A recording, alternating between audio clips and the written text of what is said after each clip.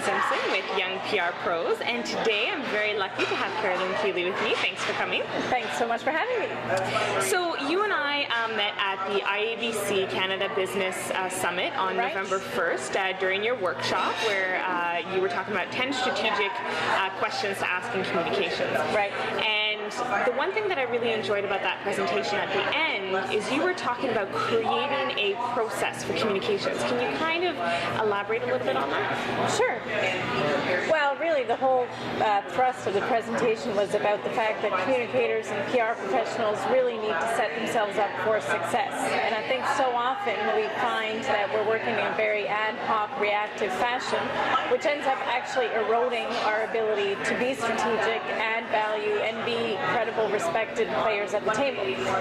So that's very much the approach and really the philosophy behind the results map methodology that we've developed.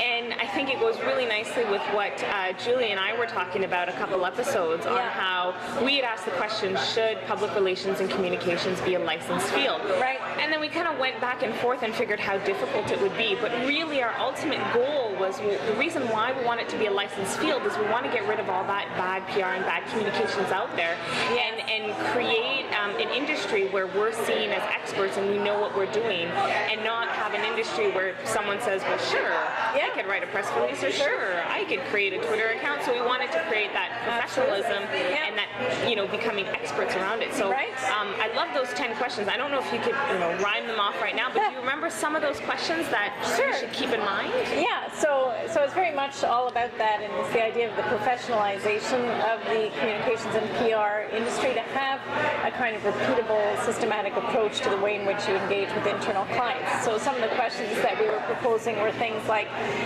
what does success look like?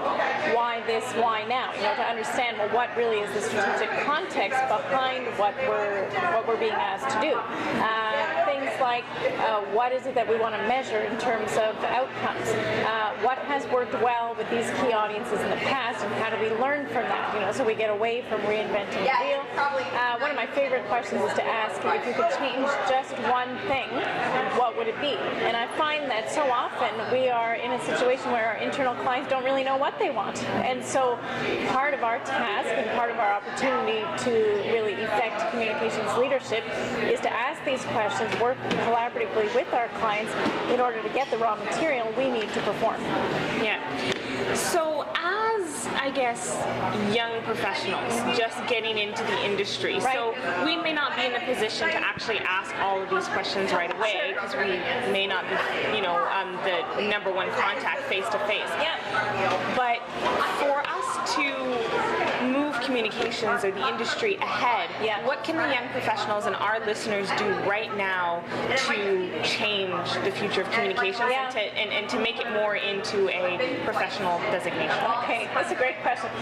I think a really interesting place to start is to look at other functional groups within your organization and learn from them.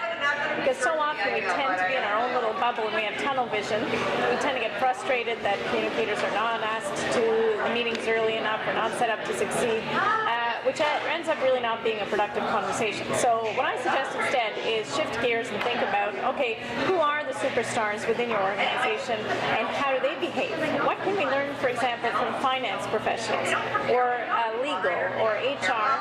And generally what I find is that these functional groups, first of all, tend to have more street cred than the communicators do.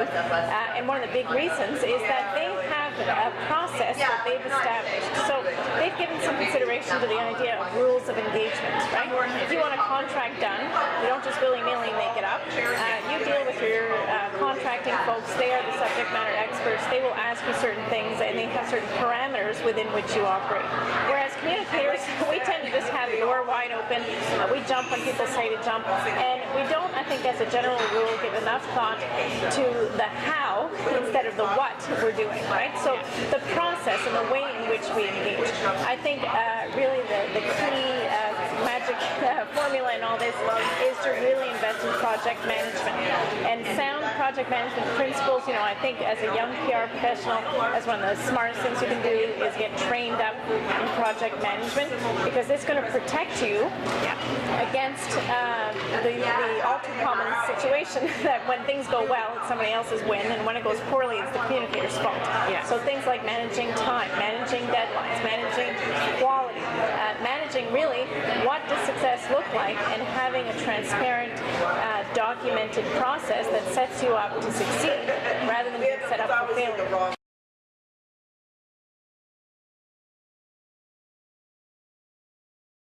So one of the things that young professionals can do is actually just ask questions. We can use the whole excuse of being young and young professionals and naive and not necessarily know what we're doing to ask questions in a room, and this way, we can work towards becoming experts instead of having all the answers and all the ideas. I totally agree. And I think for any young PR professional, really asking good questions is your secret weapon. It is such a powerful way to add value quickly. And the beauty of it is, even if you don't yet know a file or haven't had the chance to prepare as much as you might like to, you can really immediately add value, add clarity, and contribute to a conversation by virtue of asking really well-crafted questions. And so the nice thing is that by asking questions, you don't come across as if you're a know-it-all or trying to tell people what to do, which may not go over well. Quite the contrary, you're sort of setting up a posture of being very helpful, that you're open, you're intellectually curious, and you're trying to really get a sense of the context within which you're operating instead of just jumping into tactics. And so I find it a really tremendously powerful tool.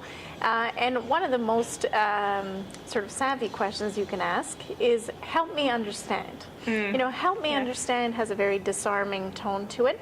So particularly if you feel like somebody's asking you to do something that feels kind of goofy and that you really can't understand what the logic is, that can be a situation that can lead to a lot of conflict and tension.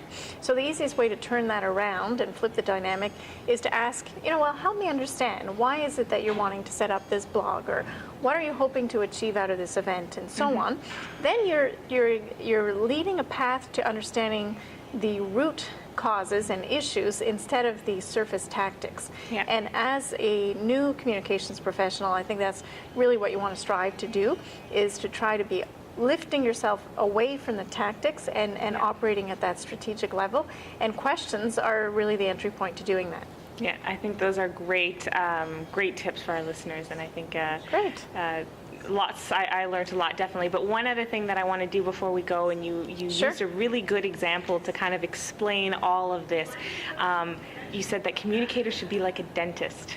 Oh, yes, right.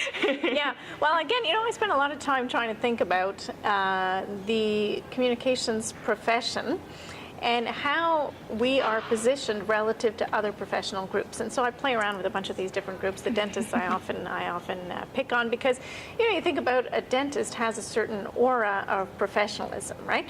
And why is that? What are their behaviors that contribute to the positioning of that industry relative to, say, a communications professional?